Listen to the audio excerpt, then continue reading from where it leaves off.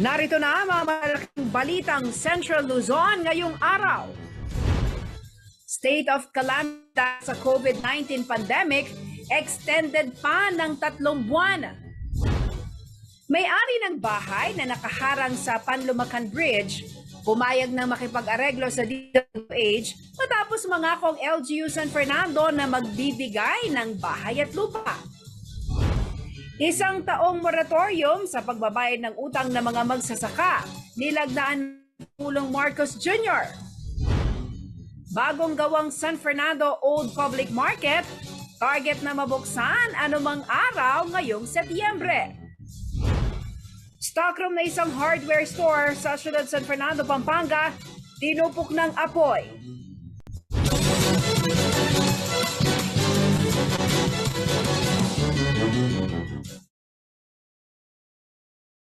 Magandang gabi karehiyon. Ako si Jennifer Salenga. Oras na para sa mga maiinit na balitang Central Luzon. Extended one state of calamity sa bansa dahil sa COVID-19 pandemic at posibleng umabot ito hanggang 3 buwan. Ito ang kinumpirma ni Press Secretary Trixie Cruz Angeles sa press briefing ng Malacanang nitong Lunes, September 12. Ayon kay Angeles, pinalawig ang state of calamity upang manatili ang mga benepisyo o compensation na natatanggap ng bansa gaya ng indemnification packages, emergency procurement, at ang Special Risk Allowance for Healthcare Workers o SRA. Matatandang September 2020 nang unang magdeklara si dating Pangulong Rodrigo Duterte ng state of calamity dahil sa pandemya. Ito ay 3 beses na ma-extend ang COVID-19 state of calamity na nakatakdang matapos nitong September 12. The state of calamity is extended for possibly 3 months, but only for the purpose of preserving the benefits under it, such as, but not limited to, the indemnification, emergency procurement, special risk allowance for healthcare workers. We will transition out of the state of calamity after further review.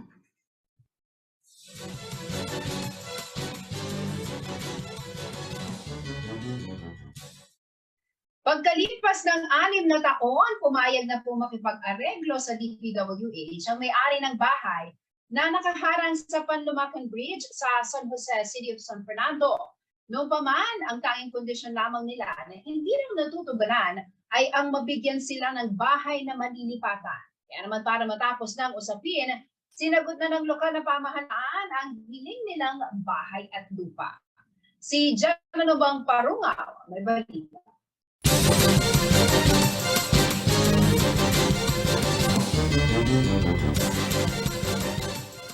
Taong 2016 nang matapos ang konstruksyon ng tulay na ito sa Panlumacan, San Jose, sa Ciudad San Fernando, Pampanga. Proyekto ito ng Department of Public Works and Highways na may habang 27 meters. Ngunit mapapansin, walang dumadaan dito dahil pagdating sa dulo ng tulay, dead end na, nakaharang ang isang bahay. Pag-aari ito ng pamilya Sinyon kung saan nakatira ang 5 pamilya. 6 na taon na raw silang sinusuyo ng DPWH na lisanin ang kanilang bahay dahil kailangan ng gobyerno ang lupa para sa binuksang tulay. Kwento ni Mang Rogelio, naiintindihan nila ang mga patakaran ng gobyerno, ngunit may kondisyon sila na hindi maibigay ng DPWH. Maliban sa kompensasyon na nakasaad sa batas, hiling daw nila ay isang bahay na malilipatan. Balo ko naman, buri na ng gobyerno, wala nga karapat.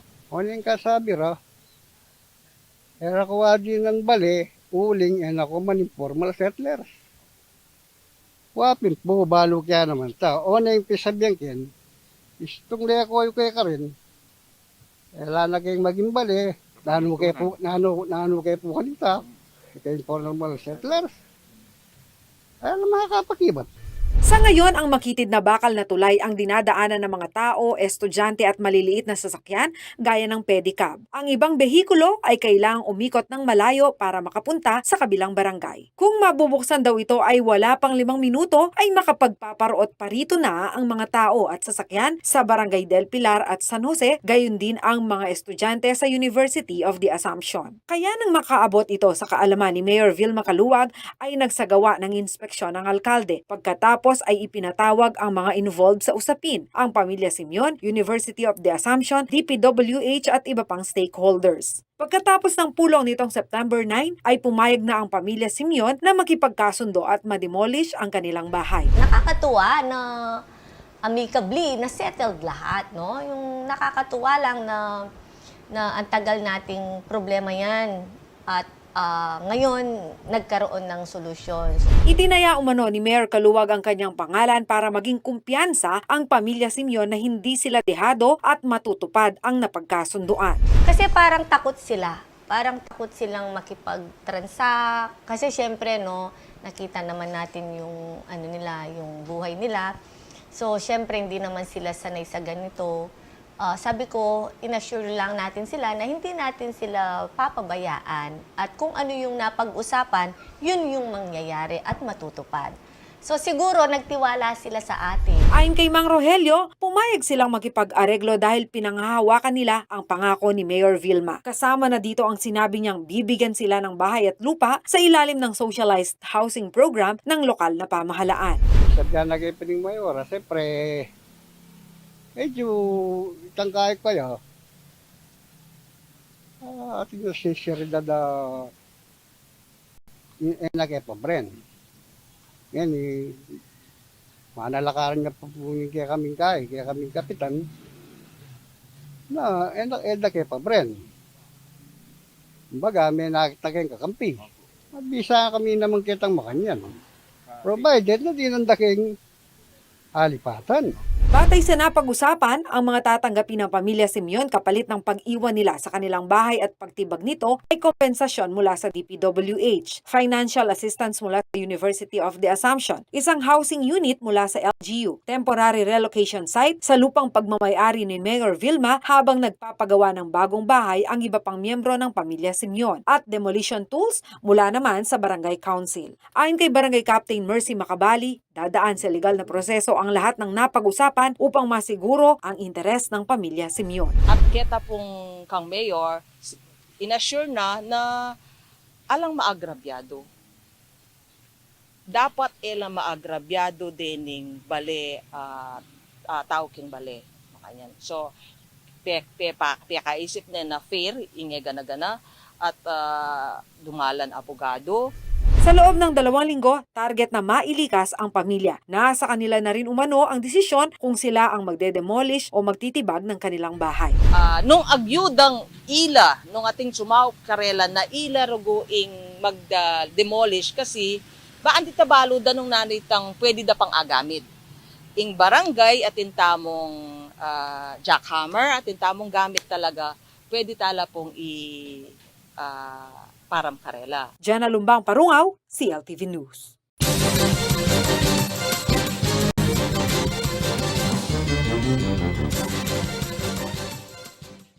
Natukoy na umano ng Department of Agrarian Reform ang nasa halos 200,000 ektaryang lupa ng gobyerno na maaring ipamahagi sa mga benepisyaryong nakasaad sa executive order ni dating Pangulong Rodrigo Duterte.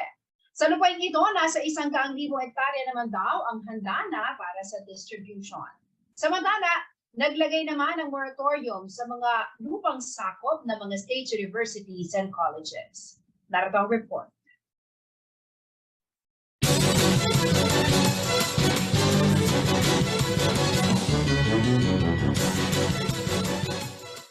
Taong 2019 inilabas ni dating Pangulong Rodrigo Duterte ang Executive Order No. 75. Sa ilalim nito, ipinag-utos ng dating Pangulo ang pagtukoy ng mga lupang pag-aari ng gobyerno na maaaring gamitin para sa agrikultura. Ito ay ipamamahagi umano sa mga walang lupang war veterans, retiradong sundalo at pulis, at agricultural graduates para kanilang magamit sa kabuhayang nakasentro sa agrikultura. Pagkatapos ng halos 3 taon, natukoy na umano ng Department of Agrarian Reform ang nasa 200,000 hektarya na pwedeng gamitin sa agrikultura. Sa government lands na ito, mayroon na umanong 100,000 hektarya na maaari nang ipamahagi sa mga benepisyaryo. Sa kabilang banda, nagpataw naman ng moratorium o pagsuspende sa distribusyon ng lupang sakop ng state universities and colleges o SUCs. Kailangan muna umanong pag-aralan ang implikasyon nito sa edukasyon dahil karaniwang ginagamit ang mga lupa para sa research and development ng mga agriculture students. Matatandaan na kasama rin ng land distribution sa mga nabanggit ni Pangulong Ferdinand Marcos Jr. sa kanyang State of the Nation address, kaya puspusan umanong tinatrabaho ng DAR ang mabilisang pagproseso sa dokumento ng mga benepisyaryo.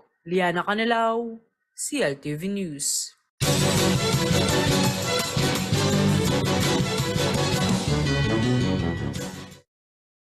Sa pagbabalik ng CLTV News. Isang taong moratorium sa pagbabayad ng utang ng mga magsasaka, nilagdaan ni Pangulong Marcos. City Market Plaza ng San Fernando, target mabuksan ngayong Setyembre. Pangulong Marcos Jr. hinikayat sa mga Pilipino na suportahan ang tree planting activities. Manatiling nakatutok para sa iba pang mga nangungunang balita ngayong araw.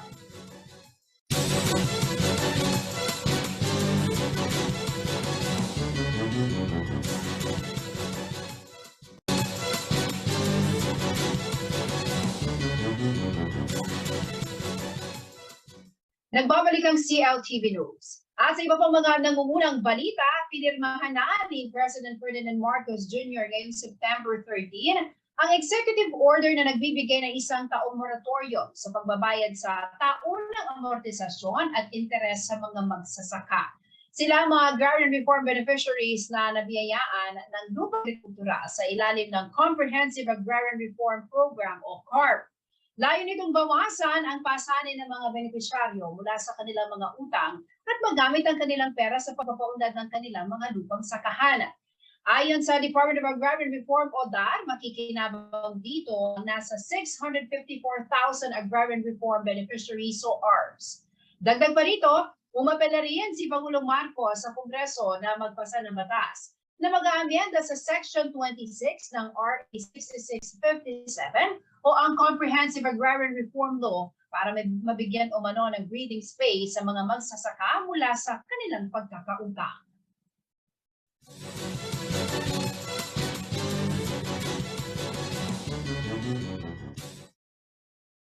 Target ng lokal na pamahalaan ng Siyudad San Fernando na mabuksan na sa publiko anumang araw ngayong Setyembre ang bagong gawang Old Public Market na ngayon ay tinatawag ng City Market Plaza. Nagsimula na ang clearing operations sa naging temporary sites ng mga nagtitinda habang abala naman ang ilan sa pag-aayos ng kanilang mga pwesto. Narito ang report ni Paulo G. Santos.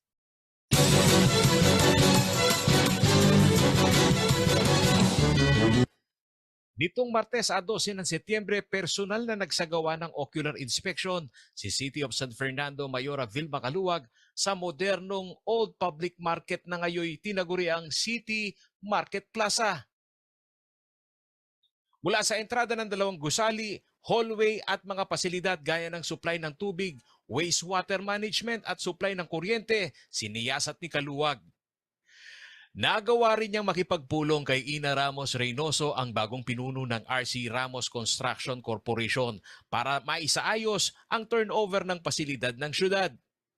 Yes naman po, ang gusto po ni Mayora, yung sa mga nakita nito, marami po siyang gusto i-improve para sa mga safety at comfort ng mga namamalengke at saka mga nagtitinda rin. So, syempre kinausap niya nga ako kung dapat ito maging maayos at magtulungan kami. So, sa akin is, ako naman po ay, ako po ay tutulong. So, Thank you so much, sa vision po ni Mayora. Thank you so much, Ma'am Ina. We really appreciate it po yung tulong ninyo sa amin, pag-aantabay sa amin, kahit na tapos na yung sa inyo, kahit na nabayad na and all, at willing pa rin kayo tulungan kami. Thank you so much po. Nakahanay sa dalawa ang gusali mula sa East Wing at West Wing building na kinatitirikan ng 1 hektaryang lupain na dating Old Public Market. May espasyo na rin sa parking area at isinasaayos na rin umano ang connecting hallway. Nasa higit 600 ang tenant nito na nagsisimula ng maglipat mula sa temporary shelter na nasa paligid lamang ng City Market Plaza. Ayon kay Mayora Kaluwag, commitment niya sa mga nagtitinda sa palengke na sabayan ang tradisyon ng masiglang negosyo tuwing bear season. So, syempre, burn na ngayon. So, syempre, yung mga nagtitinda doon, yun lang ang inaantay. Yung Burr month kasi pambawi nila sa mga nagdaang pandemic na talagang lugi sila, patay yung kabuhayan natin. So yun, ginagawan ko ng paraan at nagawan naman natin ng paraan. Samantala, bukod sa papasigla ng City Market Plaza, isa rin umano sa dapat abangan ng Fernandino ay ang pagkakaroon ng tourist attraction ngayong holiday season. Sa nooy tinaguri ang Paskuhan Village na tampok ang pagkaing Kapampangan. Yung Paskuhan nga, no, as soon na na-open na natin yon yung building natin doon. So parang magkakaroon tayo doon ng Friday and Saturday na maglalagay doon yung mga iba't ibang kakanin, mga nilulutong Kapampangan, yung ganon. Target ni Kaluwag na mapasigla ang lokal na ekonomiya ng Ciudad San Fernando hindi lamang sa lantern industry dahil sa pamosong Giant Lantern Festival, kundi maging ang culinary industry bilang ang Pampanga ay kinikilalang culinary capital ng bansa. Paolo G. Santos, CLTV News.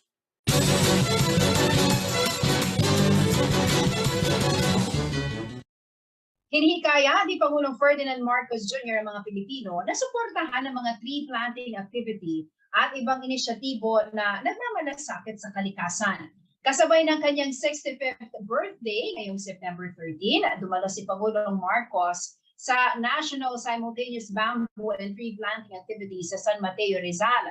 Dito kanyang ipinahayag na hindi maituturing na simpleng aktibidad lamang ang tree planting. Aniya, ito'y pagmamalasakit sa susunod na henerasyon na siyang magmamana sa estado ng kalikasan na iiwan ng kasalukuyan. We are only custodians of this earth, but more so that we can say to the children, the Filipinos that follow us, that we have taken good care of that which they will inherit. It is a reminder for us to see past our personal interests and have the future in sight. It is a reminder for us to move beyond the obstacles that we face and act always with love and compassion for our fellow Filipinos. We are only custodians of this earth, but more. Sa pagbabalik ng CLTV News.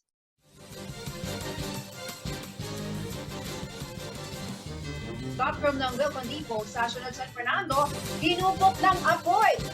Manatili nakatutok at magbabalik ng CLTV.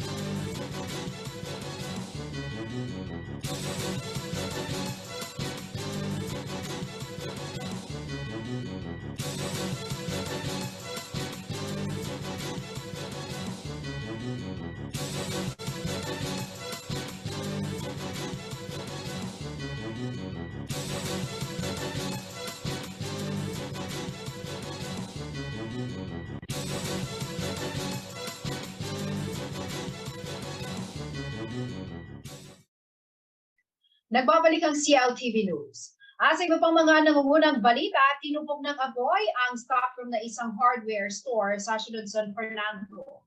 Sa inisyal na investigasyon ng City Bureau of Fire Protection, posibleng nagmula ito sa nag-spark na electrical wire at tumama sa karton na nakaibak sa bodega. Wala naman daw nasaktan sa mga empleyado. Ang detalye sa ulat ni JM De Jesus.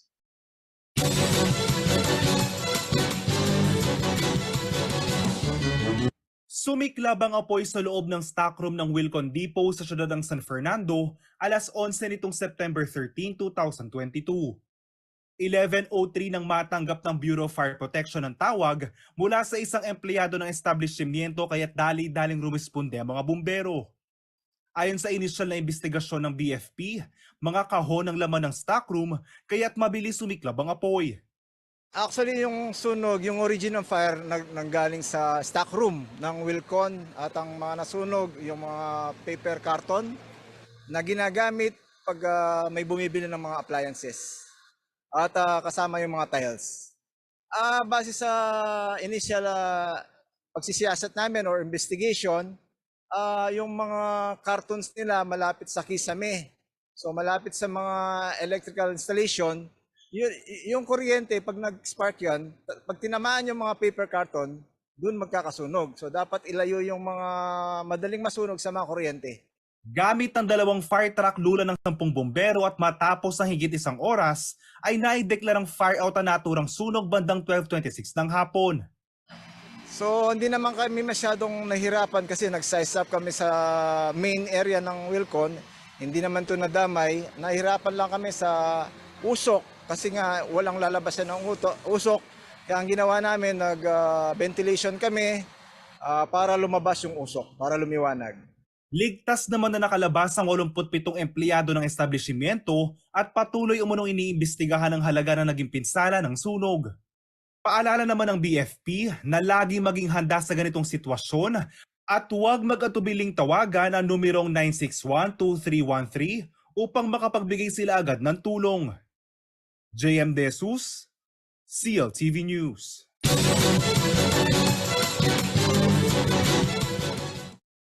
Nagsagawa na isang coastal cleanup ang Bureau of Fisheries and Aquatic Resources o BFAR Kasama ang Masinloc Municipal Environmental and Natural Resources Office sa Barangay Banban, Masinloc, Zambales ngayong Martes, September 13.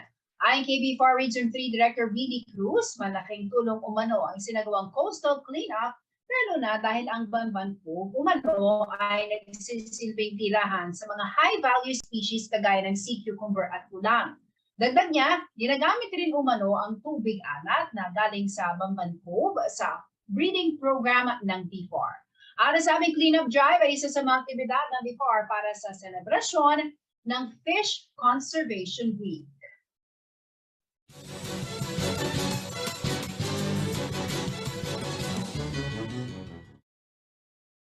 Sa pagbabalik ng CLTV News. Pagtatayo ng Bulacan Airport City Special Economic Zone, layo na mapag-usapan sa NLABC. Pondo para sa agrikultura ng Bulacan, nais mabigyang linaw ni Diginto Mayor Agay Cruz. Manatiling nakatutok at magbabalik ang CLTV News.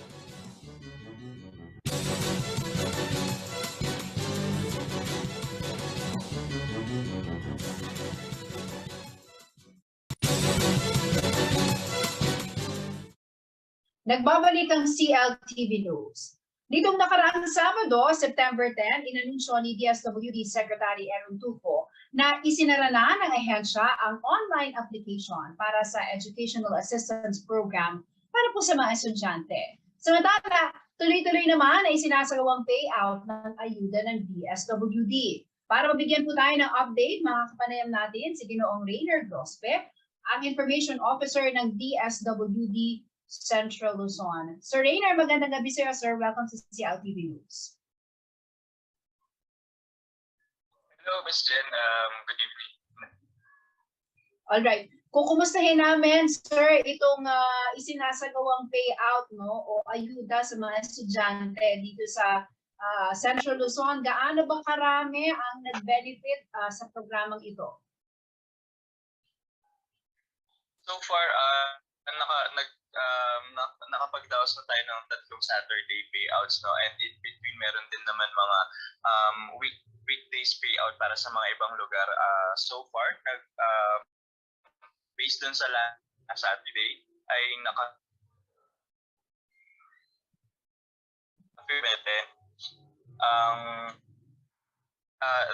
that will amount to 126,966,000. So 50% na tayo. Lagpas 50% na yung napamimigay natin. Mm-hmm. Paano ang proseso ng payout? Paano matatanggap ng mga qualified beneficiaries yung ayudang binibigyan ng gobyerno sa kanila?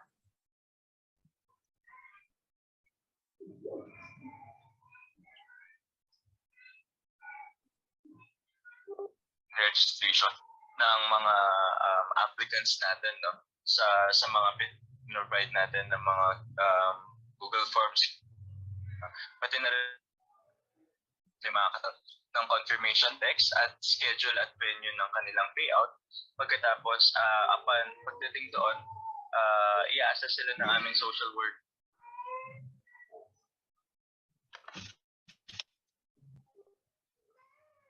Ang titik kung wala namang problema ay makukuha din.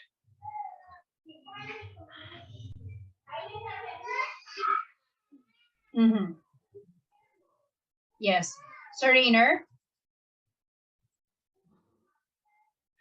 Medyo nagkakaroon lang po tayo ng problema sa linya ng komunikasyon. Sir Rainer, are you still there? Hello, Ms. Jen. Yes. All right. Ulitin lang natin, kumpara noong mga naunang payout, ibig bang sabihin, mas maayos na yung pamamahagi ngayon? Kasi nga, itong LGU pumasok dito sa pamamahagi nitong ayuda para sa mga estudyante.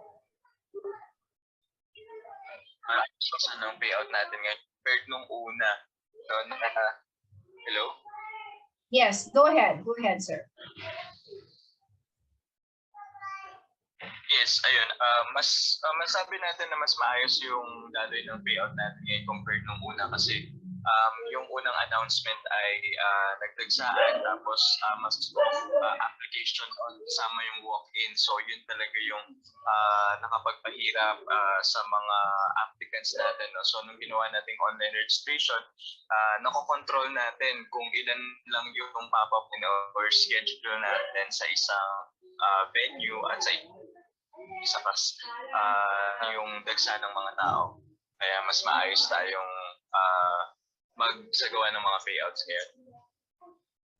Pero ito nga sir, nabanggit na ni Secretary Tulfo na sarado na yung online application para sa ayuda dahil umabot na raw ang sa 2 milyon no yung kanilang yung mga target na applicants. Pero yung beneficiary sa buong bansa is 400,000. If this is the case, ano hakbang na lamang ang kailangan gawin ng mga gawin ng DSWD no sa mga aplikante natin? Ayun na nga, nakita natin na kung gaano karami yung mga nangangailangan talaga ng educational assistance, na madami yung mga students in crisis situation. Limited natin, being that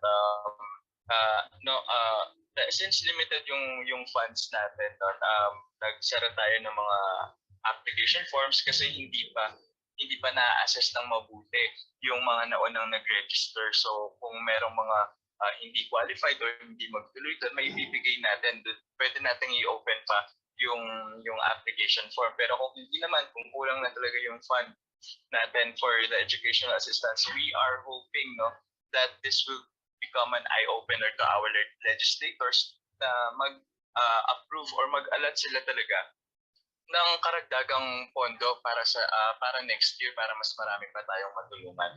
Anyway, we are going to report whatever figure we're going to receive to our legislators para to guide them in their decision sa pag-approve ng ating annual budget.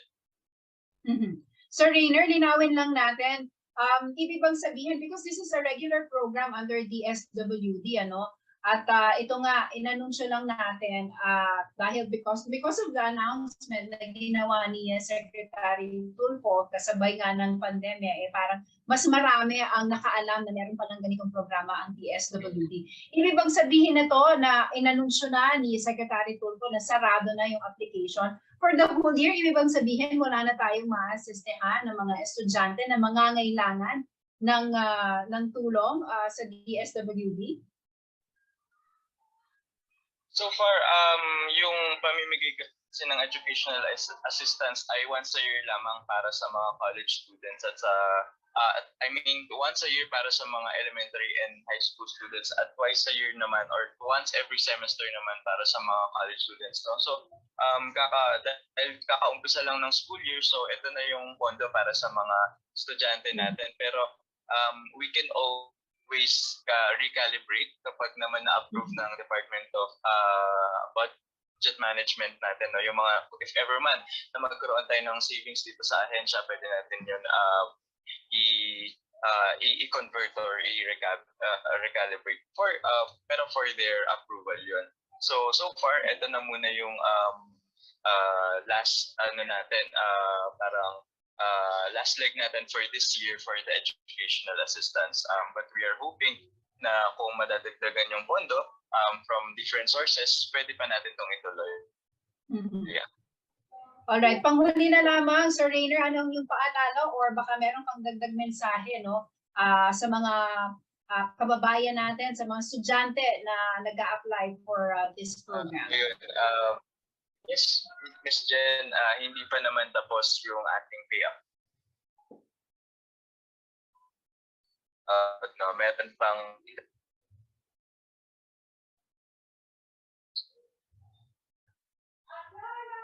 yes, Ms. Jen. Alam ko marami pang mga estudyante next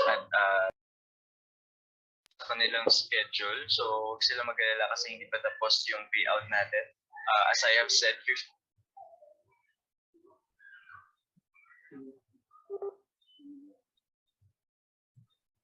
alright. Siguraduhin po na pumunta lamang sa venue at sa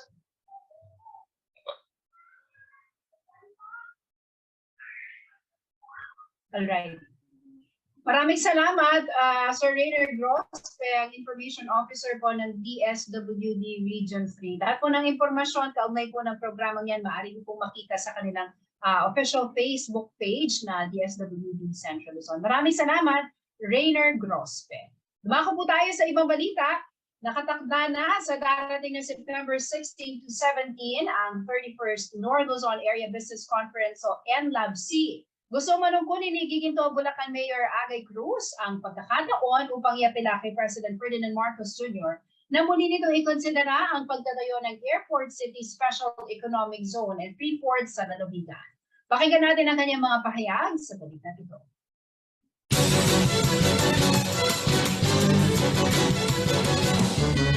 With new developments coming our way, especially dahil kung magkakaroon na po talaga tayo ng airport, international airport at that dito po sa Bulacan, we expect that it will bring in a lot of investments, opportunities. Mabuksan po kami, hindi lang po yung turismo, pero yung pang-ekonomiyang side. Kasi ang laki pong na madadala sa amin ng development ng airport. Ganito kasigasig si Mayor Agay Cruz ng Giginto, Bulacan na maiapela kay Presidente Ferdinand Marcos Jr. na muling ikonsidera ang pagtatayo ng Bulacan Airport City Special Economic Zone and free port. Anya kukunin niyang pagkakataon ang 31st North Luzon Area Business Conference sa darating na September 16 to 17 upang mabuksan ang usapin sa Bulacan Economic Zone. Umaasa umano si Mayor Cruz na muling ikukonsidera ng Pangulo ang panukala pagkatapos itama ang ilang economic provision na naging dahilan kung bakit niya vinito ang proposed bill. Ako naman po, I understand that the veto of the President is mostly concerning po about the certain incentives of the economic development, the airport as a economic development authority. So we agree that it needs to be reviewed, and I know that the President naman po, he is supportive of having the airport in Bulacan. But still, we will appeal na pag-aralan ng mabuti para maging maganda po yung maitatayo nating panibago pong paliparan dito po sa lalawigan. Samantala, sa open forum kasama sa mga agenda na bubuksan din umano ni Mayor Cruz ay ang tungkol sa budget ng agrikultura at kung ano ang nakalaan para sa Bulacan. Bilang siya din po ang nag-head ng Department of Agriculture. So we know that Bulacan is still an agriculture na based na probinsya. Ganon din po ang bayan din ng Giginto. So as much as we want to pursue yung ating pong development na meron po tayong side na pag-industrialize, na isabay natin yung focus din sa agriculture. So yan din po yung siguro panawagan din natin sa ating pong Pangulo. Tumaas ng halos 50 bilyong piso ang pondo ng Department of Agriculture mula sa dating 120.9 billion pesos ay umakyat ito sa 172 billion. Ayon sa Department of Budget and Management, partikular na tututukan dito ay ang problema sa patubig at farm-to-market road na problema ng mga magsasaka. Sa report naman ng National Economic Development Authority o NEDA Region 3, kahit na dominante ang mga agricultural lot sa gitnang Luzon, nasa halos 1.56% lamang umano dito ang irrigated land. Isang malaking hamon sa administrasyon na nagtataguyod ng kampanya na mapalakas ang ani ng mga magsasaka. Paolo G. Santos, CLTV News.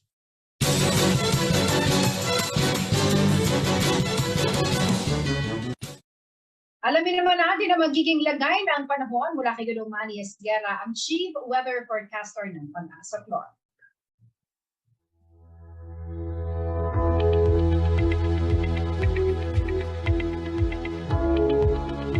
narito po magiging taya ng panahon sa susunod na 24 oras. Tuluyan na pong lumabas ng Philippine Area of Responsibility ang bagyong si Inday at ngayon po ay may international name na siyang MUIFA. Ang nakakaapekto po ngayon dito sa may extreme northern Luzon ay itong extension o yung trough ni Typhoon Inday. Samantala po, isang bagyo rin po ang binabantayan natin na nasa labas po ng PAR at ito po naman ay maliit ang tsansa na pumasok at makaapekto sa alinmang parte ng ating bansa. So pinabantayan natin dahil ito po ay posibleng pumasok lang sa dulong hilaga ng ating PAR. So ang Metro Manila po at nalalaming bahagi ng bansa kasama na po dito ang Pampanga. Magiging bahagya hanggang sa kuminsan ay magiging maulap din po ang Pampawirin. Meron lamang po tayong inaasahang mga pulo-pulong mga pag-ulan, pagkidlat at pagkulog. Ito po ay dulot niya ng trough or extension ng bagyong si MUIFA o si Inday at ng localized thunderstorm. Pinag-iingat pa rin po ang lahat dahil posible pa rin po tayo magkaroon ng mga pag-ulan.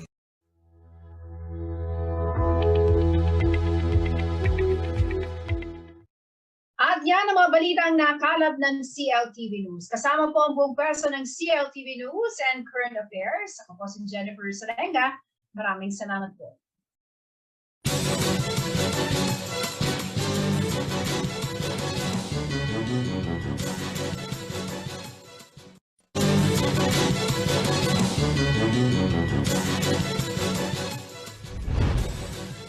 Narito na ang mga malaking balitang Central Luzon ngayong araw.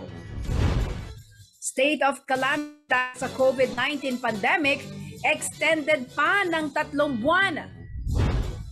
May-ari ng bahay na nakaharang sa Panlumacan Bridge pumayag na makipag-areglo sa DOH matapos mangakong LGU San Fernando na magbibigay ng bahay at lupa. 1 taong moratorium sa pagbabayad ng utang ng mga magsasaka, nilagnaan ng Pulong Marcos Jr. Bagong gawang San Fernando Old Public Market, target na mabuksan anumang araw ngayong Setyembre. Stockroom na isang hardware store sa siyudad San Fernando, Pampanga, tinupok ng apoy.